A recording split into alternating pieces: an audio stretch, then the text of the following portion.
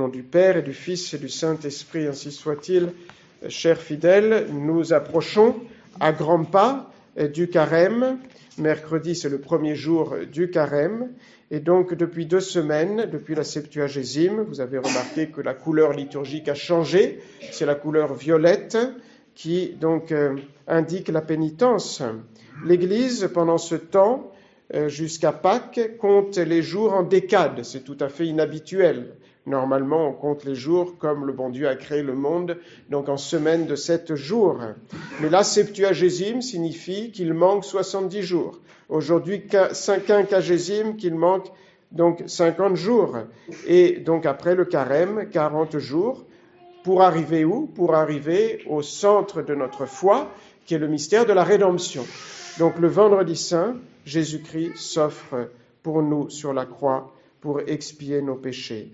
Et donc l'Église nous invite durant ce temps et nous prépare à vivre la passion très douloureuse de notre Seigneur Jésus-Christ, c'est-à-dire à accompagner Jésus dans sa douleur, à nous unir à notre Seigneur Jésus-Christ, parce que Jésus va à sa passion à cause de nos péchés. Nous devons, nous dit l'Église, être dans la douleur avec Jésus-Christ, qui est dans la douleur à cause de nos péchés, être dans la tristesse, dans la confusion, et même l'Église va jusqu'à dire, c'est les paroles de saint Ignace dans les exercices, d'avoir notre âme brisée avec Jésus qui est brisé dans son corps et dans son âme. Et justement, nous demandons des larmes. Voilà pourquoi, il y a donc cette oraison que nous avons rajoutée aujourd'hui pour demander des larmes pour pleurer nos péchés. Larmes au moins intérieures et le sentiment de tant de maux, ressentir tous ces maux que Jésus-Christ a souffert pour moi.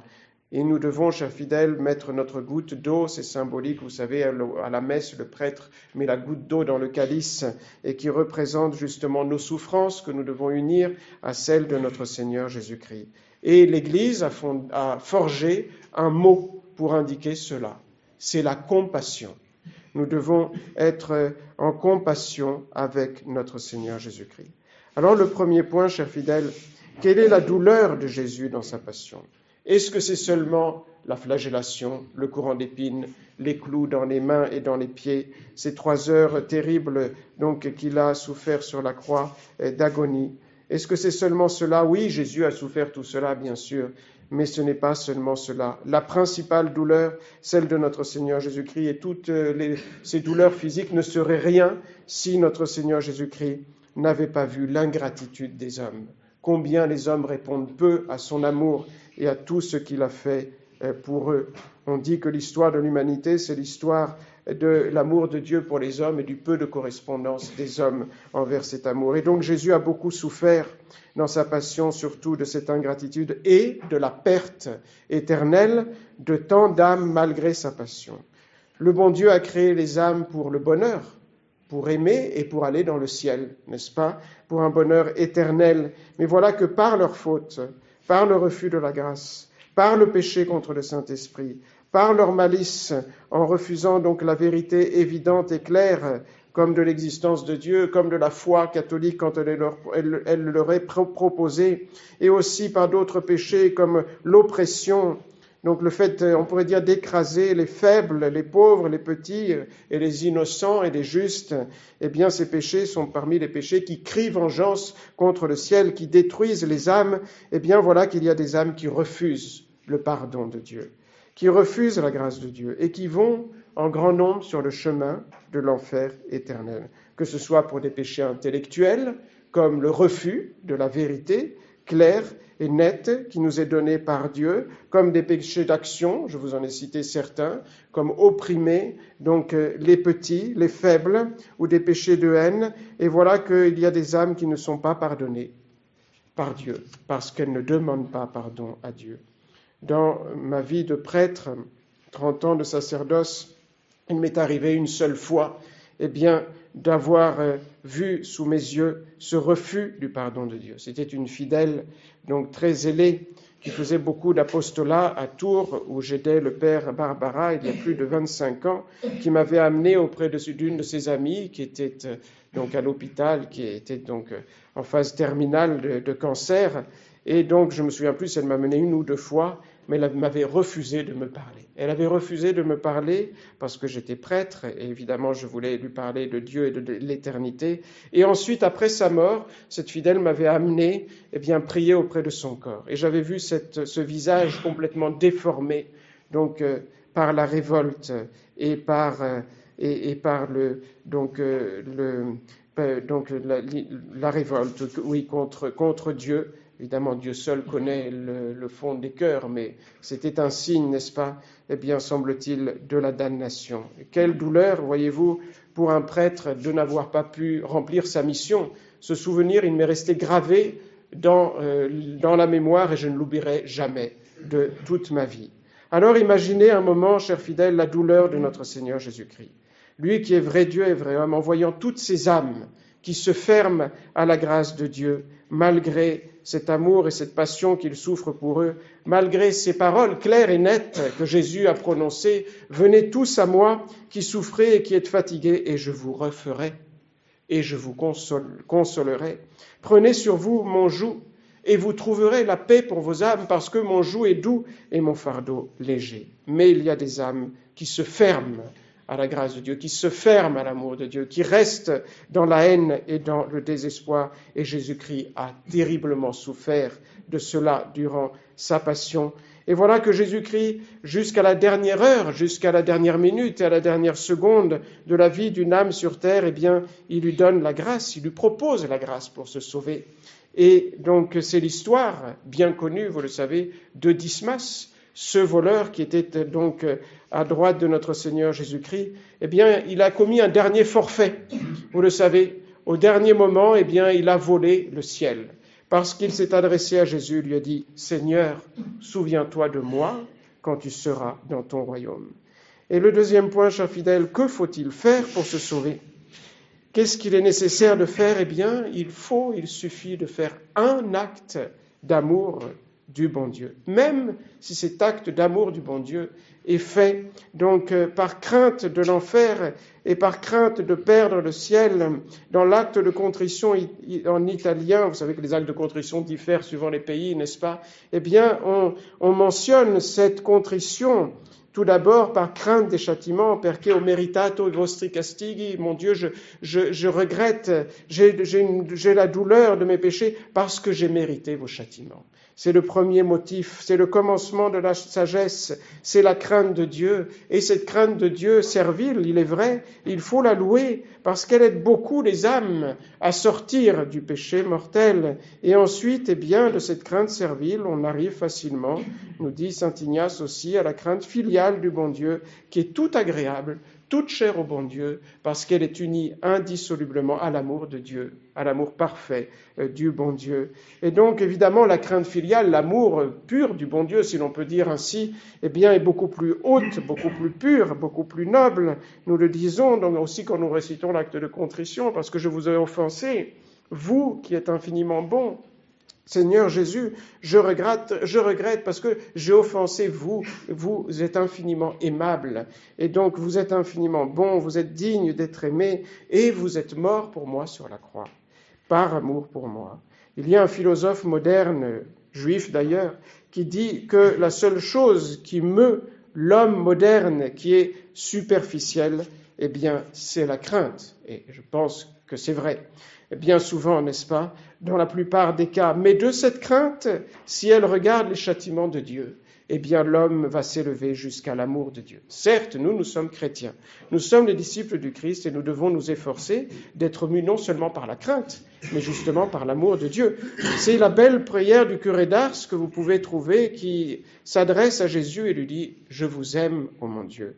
Et je ne désire le ciel que pour avoir le bonheur de vous aimer parfaitement. Et je vous aime, ô mon Dieu, et je n'appréhende aussi l'enfer éternel que parce qu'on n'y aura jamais la douce consolation de vous aimer. » Voilà le but à atteindre, en fait, durant ce carême, chers fidèles, considérer la passion de notre Seigneur Jésus-Christ, qui est venu nous racheter tous les hommes, qui est mort pour sauver les hommes, pour avoir cet amour de Dieu. Aimer Dieu par-dessus toute chose, parce qu'il est bon. Il est la bonté même, et parce qu'il est mort pour nous sur la croix. Et le troisième point, chers fidèles, quelle est la différence entre la rédemption ce mystère de la rédemption, Jésus est venu pour donc nous racheter, et le salut. Eh bien, il y a une différence. Il ne faut pas confondre ces deux mots, comme font beaucoup de personnes, comme fait le modernisme. Eh bien, la rédemption, elle est pour tous les hommes. Jésus est mort sur la croix, il a versé son sang pour tous les hommes. Mais le salut éternel n'est pas pour tous les hommes, parce qu'il y a beaucoup d'hommes qui refusent de se sauver. Et parce que pour être sauvé, il faut que ces mérites de Jésus-Christ soient appliqués aux âmes. Et normalement, les mérites de Jésus-Christ sont appliqués aux âmes, il faut avoir la foi bien sûr, mais sont appliqués aux âmes par les sacrements, par la confession, par la communion. Cela, c'est le moyen ordinaire par lequel est appliqué les mérites de notre Seigneur Jésus-Christ. Et voilà que beaucoup de personnes rendent inutiles ces mérites de Jésus-Christ, qui ne sont pas appliqués à leurs âmes par leur faute, et souvent en ne fréquentant pas les sacrements, ou même parfois en les fréquentant mal. Alors l'Église nous enseigne justement cette vérité que je vous ai rappelée, toute simple, la distinction entre la rédemption et le salut, à la messe. Dans votre missel, vous lisez tous les dimanches, chaque fois que vous assistez à la messe, les belles prières de la messe dans lesquelles il y a beaucoup d'enseignements.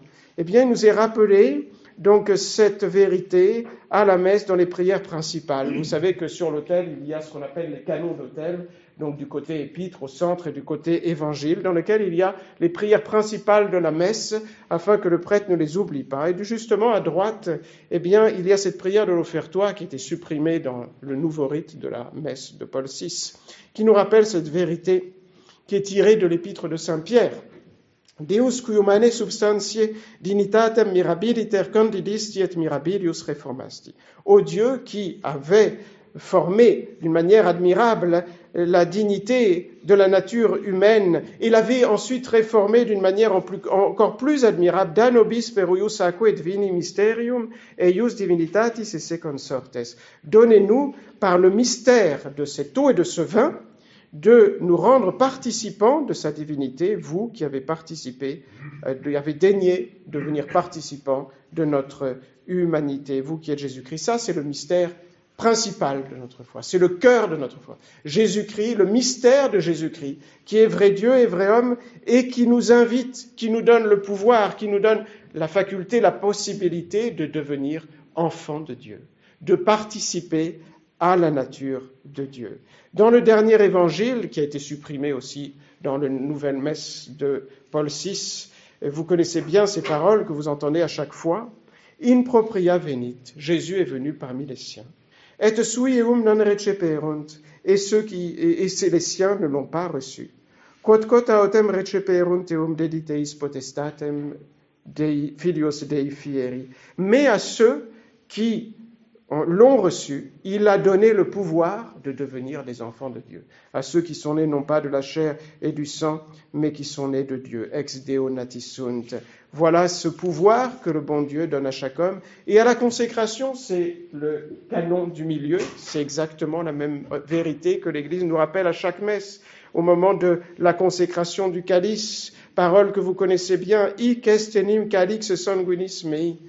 Novi et eterni testamenti, mysterium fidei, qui pro vobis et pro multis et fundetur in remissionem peccatorum. Voici le calice de mon sang, c'est un mystère, le mystère de foi du Nouveau Éternel Testament, qui sera répandu pour vous et pour beaucoup en rémission des péchés. Non pas pour la multitude, non pas pour tous, ceux que traduit le nouveau missel depuis 1969.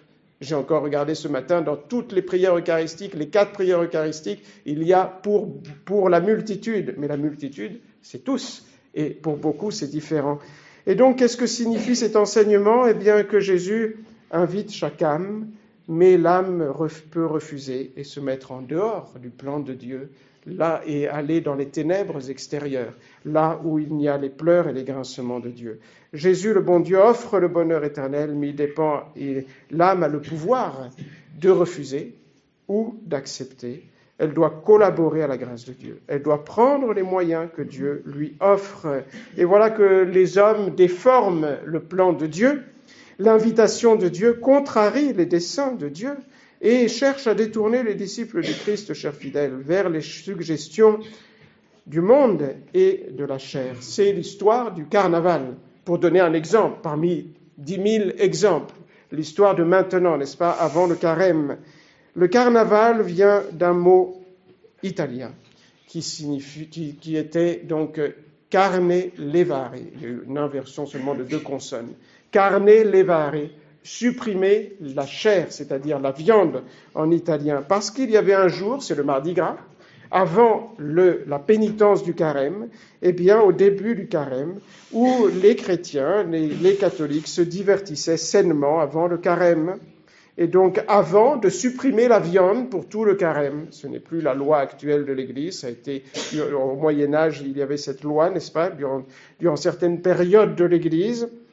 Et donc, il y avait ce jour de divertissement. Ensuite, il y avait le mercredi des cendres, c'est le premier jour du carême, on supprimait donc la viande, donc dans ce temps-là, et il y avait le jeûne tout le carême. Et donc voilà qu'on a changé cela. Le monde a inversé les choses et le carnaval, maintenant, c'est un jour de péché, de blasphème parfois, de mascarade. Et évidemment, nous ne devons pas et ne pouvons pas accepter cela. Le carême, c'est la pénitence, chers fidèles, c'est le renoncement, c'est le sacrifice, c'est la mortification, c'est le jeûne. Et si cela n'est pas demandé de façon strictement obligatoire autant qu'avant par la loi de l'Église, au moins le jeûne par amour de Dieu, n'est-ce pas? Par amour de Dieu, par compassion, tout cela par compassion, pour s'unir à Jésus-Christ, pour pouvoir contempler sa passion. Jésus souffre. Compassion envers Jésus-Christ et satisfaire, réparer pour nos péchés. Et chers fidèles, pensez aussi à toutes les âmes pour lesquelles nous devons prier, pour lesquelles vous devez prier. Qui n'a pas dans sa famille, par exemple, quelque âme qui doit être ramenée à Dieu?